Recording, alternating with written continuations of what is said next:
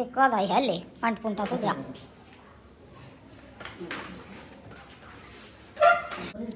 ना सेटिंग कर रखी है आनो थोड़े तोड़ ला लिए लास्ट में मम्मा तो ज्ञान को नहीं था ये बेरा पट्या है खाली पेट हो भाई बहन का त्योहार है। हाँ खाली पेट होता है खाली पेट पापा में आएंगे बहुत ले आएंगे ठीक है बेटा ठीक है हाँ यूँ बांध दिए बेटे अच्छा होगा हाँ ना फिर काटने वो चक्कू गेल काट दे काट कर जल परवा कर दिए फिर उस मोड़ धर दिए मंदिराले में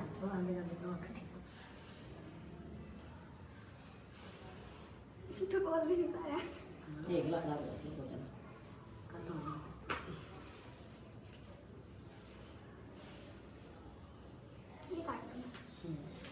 नहीं थी एक हाथ का अच्छा हुआ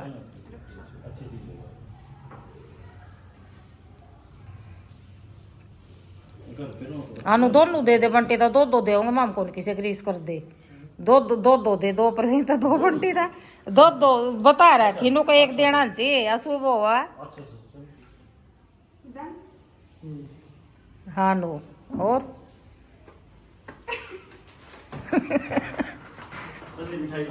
मीठा मुँह करवा दे बंटी का करवा दिया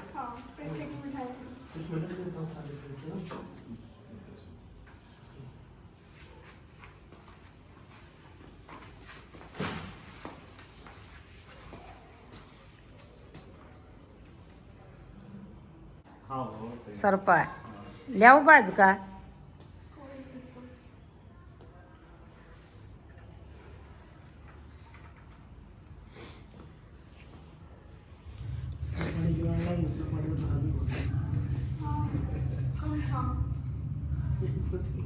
हाँ नो और चावल भी लगा दिए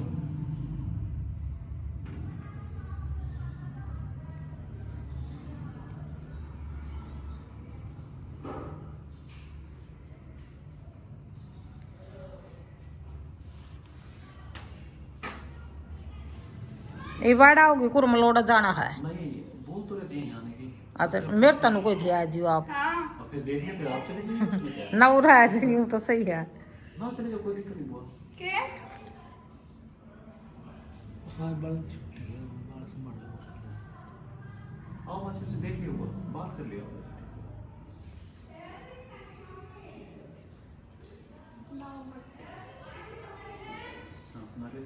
वहाँ दरे हाँ इसमें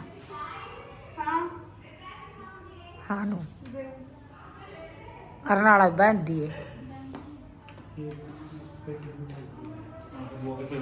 ना ये ले आए है बढ़िया है कौन खा जाता डंगा वो मिठाई सो गाइज यहाँ पे फिर काजल कर रही थी तिलक वगैरह तो मम्मी ने कैसे वीडियो बनाई है दिख ही रही है आप लोगों को ब्लर बना दी और मम्मी ने बताया भी नहीं कि वीडियो ब्लर बन रही है मतलब पूरी वीडियो बनने के बाद बोलती कि ब्लर है तो मैं तो पहले ही नहा चुकी थी एंड फिर काजल गई थी नहाने तो काजल तब गई नहाने जब भाई और आ गए थे इनको लेट हो रहा था इनको जाना था ऑन ड्यूटी तो मैंने तो कर दिया था अपना काम फिर काजल नहा के आई फिर इसने किया ये भी उठते ही नहा ली तो इसको भी थोड़ी सी ठंड लग गई थी उठते ही नहाई ना ये और यहाँ मम्मी ने ये छींक रही थी मम्मी ने वीडियो बनाई ब्लर और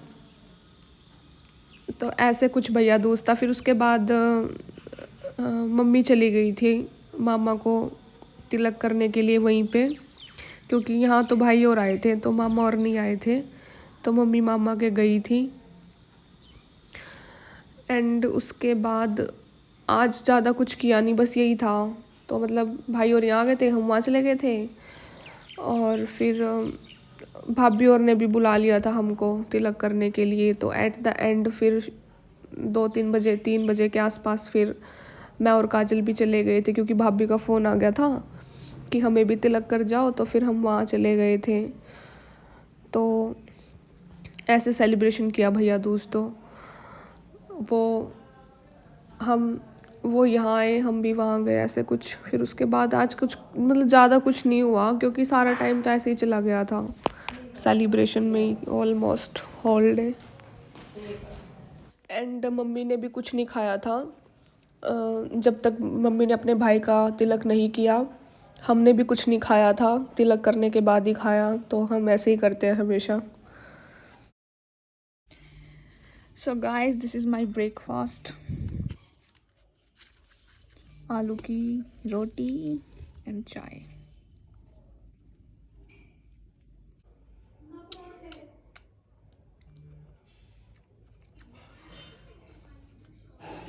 मैंने भी एक परोठा दे दे mummy.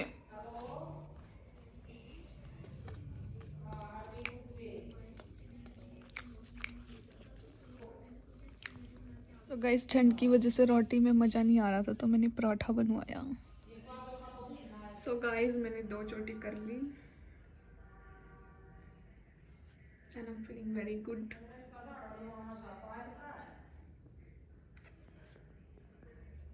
So guys, this is my lunch and और नमक भी नहीं डाल दी, कति नमक तो डाल ले देवा।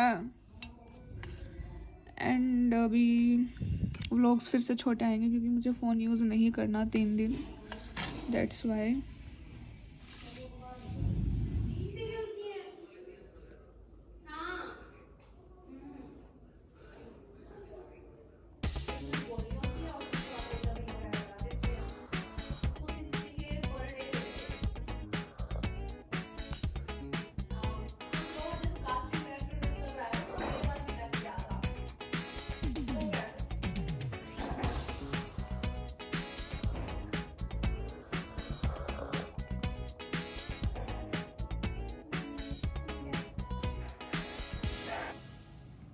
So guys, I was reading about Lord Krishna and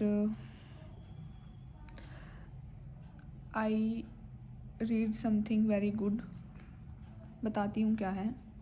Shri Krishna मनुष्य से प्रेम भावों का विनिमय विभिन्न संबंधों के रूप में करते हैं, जिसे रस कहा जाता है। मूलतः 12 प्रकार के प्रेम संबंध हैं। तो ये बता रहा है कि मतलब भगवान श्री कृष्णा से हम कैसे कैसे मतलब किस किस रूप में प्यार कर सकते हैं, उनको प्रेम कर सकते हैं। कृष्ण से परम अज्ञात के रूप में, परम स्वामी के रूप में, परम मित्र के रूप में, परम शिशु के रूप में, परम प्रेमी के रूप में प्रेम किया जा सकता है।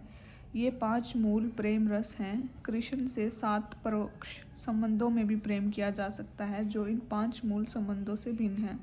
किंतु यदि कोई अपनी सुप्त प्रेम भावना को कृष्ण में केंद्रित करता है तो उसका जीवन सफल बन जाता है। यह कोई कल्पना नहीं है, अपितु यह सत्य है जो व्यावहारिक रूप से पालन करके अनुभव किया जा सकता है। मनुष्य के जीवन पर कृष्ण प्रेम का जो प्रभाव पड़ता है उसकी प्रत्यक्ष अनुभूति की जा सकती है। सो ऐसा कुछ जो कुछ इम्पोर्टेंट पॉइंट्स होंगे मैं बताती रहूँगी, आई विल शेयर।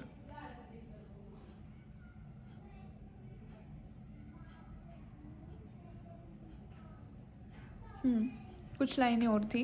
कहा जाता है कि कोई अपने जीवन में कितना ही कठोर तप तथा यज्ञ क्यों न करे, किंतु यदि वह कृष्ण के प्रति अपने सुप्त प्रेम को जागृत करने में सफल नहीं होता तो उसकी सारी तपस्याएं व्यर्थ समझी जानी चाहिए।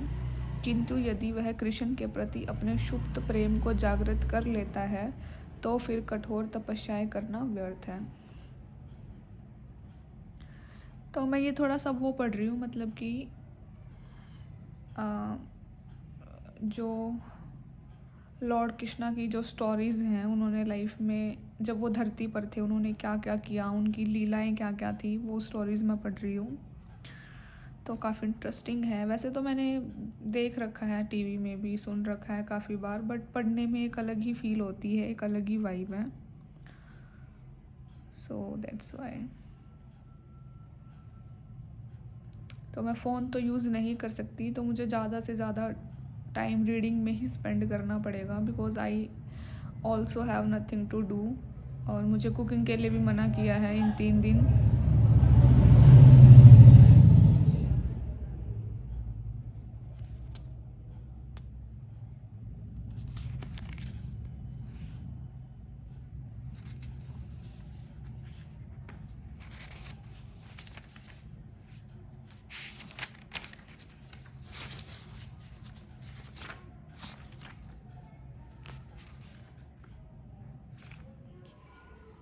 सो गाइस मैं अपनी ये चादर चेंज कर रही हूँ। So guys green is my favourite, but green अभी है नहीं, सो मैंने ये वाला कलर दिया है मम्मी ने, ये बिछा ली मैंने। सो माय बिस्तर इज़ ऑल सेट। अभी हल्की हल्की ठंड लग रही थी, दैट्स वाई मैंने ये थोड़ा गरम गरम वाला बिछा लिया, क्योंकि मुझे बेड पे नींद नहीं आती इतने अच्छे से, तो ये मेरे लिए ज़्यादा कम्फी है। सो आई चेंज्ड माय बिस्तर। सो गाइस इतने टाइम से बीमार होने की वजह से मैं बहुत सादा खाना खा रही थी, सिंपल एकदम। तो जो ये खाना जो मैं अब खा रही हूँ ये मैं हमेशा खाती हूँ, मतलब जब मैं ठीक होती हूँ तो ये था दूध गरम गरम, और मैंने इसमें गुड़ मेल्ट कर लिया, तो बहुत ज़्यादा टेस्टी लगता है, मुझे लगता है, मुझे औरों का नहीं पता। और फिर रोटी थी, रोटी पे चटनी थी रेड चिल्ली वाली, एंड दूध एंड देसी घी, और उधर मम्मी गरम गरम रोटियां बना रही थी और मुझे दे रही थी, तो मैंने 4-5 रोटियां खाई एंड दूध पिया। वैसे मुझे खा के फील तो अच्छा हुआ, लेकिन तबीयत मेरी सही नहीं हुई थी, तो इस वजह से ये सब मेरे को इतना अच्छे से डाइजेस्ट नहीं हुआ, मतलब 80% डाइजेस्ट हुआ, 20% नहीं हुआ, क्योंकि मैं इतनी भी ठीक नहीं हुई थी ना, इसलिए। तो फिर मज़ा आ गया था खा पी के, फिर मैंने दूध पिया, फिर उसके बाद मैं सो गई थी। सो 100 एपिसोड्स मैं कंप्लीट कर चुकी हूँ, तो thank you so much for all your love and support, and Jai Shri Ram everyone, keep loving.